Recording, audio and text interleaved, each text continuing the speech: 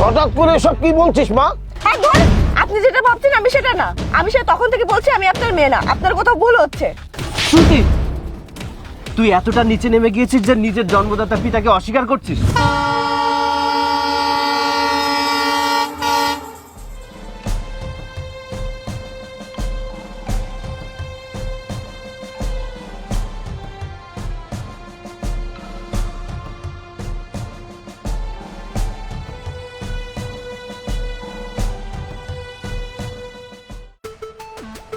বাবা, বাবা,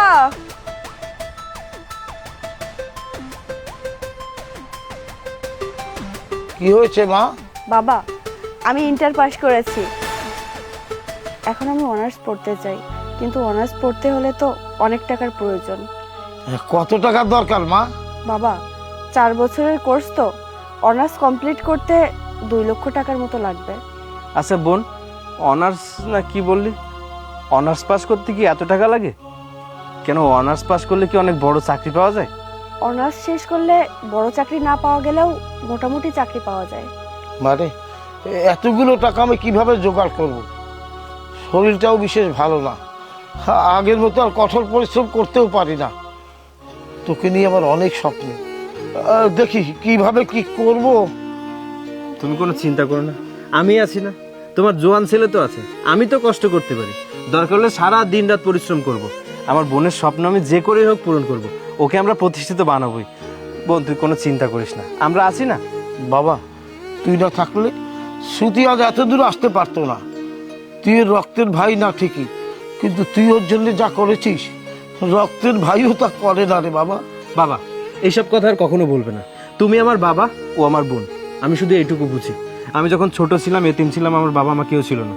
তুমি আমাকে রেল লাইন থেকে তুলে এনে বুকে আশ্রয় দিয়েছো, বাবার পরিচয় দিয়েছো, একটা বোন দিয়েছো। আমি এই পরিচয় নিয়ে সারা জীবন বাঁচতে চাই, তাই কখনো আর এরকম কথা বলবে না। ঠিক আছে বাবা, এমন কথা আর কখনোই বলবো না। কিন্তু বাবা, আমি তোকেও লেখাপড়া শেখাতে চেয়েছিলাম, কিন্তু অভাবের সংসার, পেরে ওঠিনি। 2 ভাই বোনকে কিভাবে লেখাপড়া শেখাবো? বাবা, এসব বাদ দাও তো। শোন বোন, তুই কোনো চিন্তা করিস না। তুই ভর্তি হ, টাকা পয়সা যা লাগবে আমরা দেবো। বাবা যদি না পারে আমি দেবো। এখন অনেক কষ্ট করে এসেছিস, ভিতরে আয়, ভাত খেতে হবে, আয়। হ্যাঁ, আয় মা, আয়।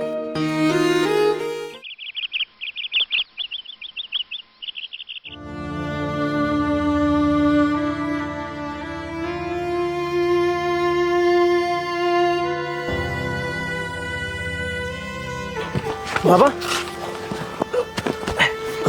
কি হয়েছে তোমার? ওঠো ওঠো ওঠো ওঠো ওঠো।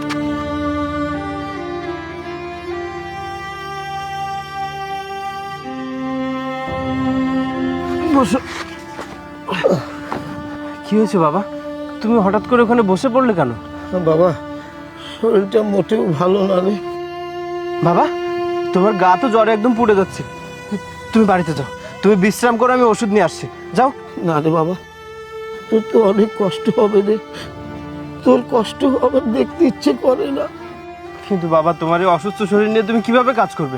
তুমি বাড়িতে যাও, আমি জোগাড় করছি টাকা। তুমি যাও।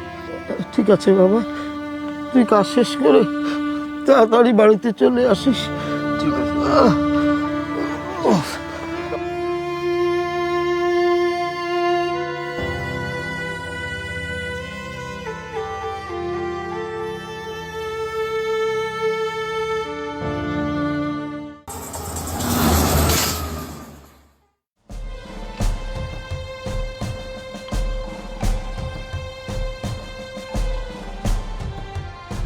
বাবা, তোমার এখন কি অবস্থা? সকালে ওষুধ খেয়েছিলে? খেয়েছি রে বাবা। ও, আজকে সারাদিনের ইনকামের টাকা। এখানে কত টাকা আছে রে বাবা? 400 টাকা আছে বাবা। বাবা রে, এত অল্প টাকা দিয়ে তো হবে না। কালকে ছুটির জন্য 3000 টাকা পাঠাতে হবে। আচ্ছা, তুই তো কাজ থেকে এসেছিস, তুই একটু বিশ্রাম কর। আমি যাচ্ছি স্টেশনে। আরে বাবা, তুমি কোথায় যাচ্ছ? তুমি এই শরীর নিয়ে কাজ করতে পারবে? বাবা, আমার শত কষ্ট হলেও আমাকে যেতে হবে, কারণ আমার মেয়েকে নিয়ে যাওয়ার অনেক বড় স্বপ্ন বাবা। না বাবা, তোমার এই অসুস্থ অবস্থায় আমি তোমাকে একা যেতে দেবো না। দরকার হলে আমিও তোমার সাথে যাব। না রে বাবা, আমার কিচ্ছু হবে না। তুই সারাদিন কষ্ট করেছিস, তুই রেস্ট কর। আমি আমি যেতে পারবো, তুই থাক বাবা। বাবা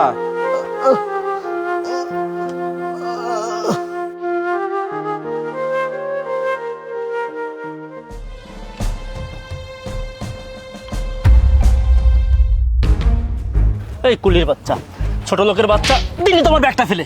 এই এই বৃদ্ধ বয়সে তুই কাজ করতে পারবি না, মানুষের ব্যাগ বইতে পারবি না, ফেলে দিবি, তাহলে রেল স্টেশনে কেন এসেছিস? হ্যাঁ স্যার, আমাকে ক্ষমা করে দিন স্যার, আমি অসুস্থ তো, তাই মাথা ঘুরে পড়ে যাচ্ছি। আমাকে মাফ করে দিন, অসুস্থ সব।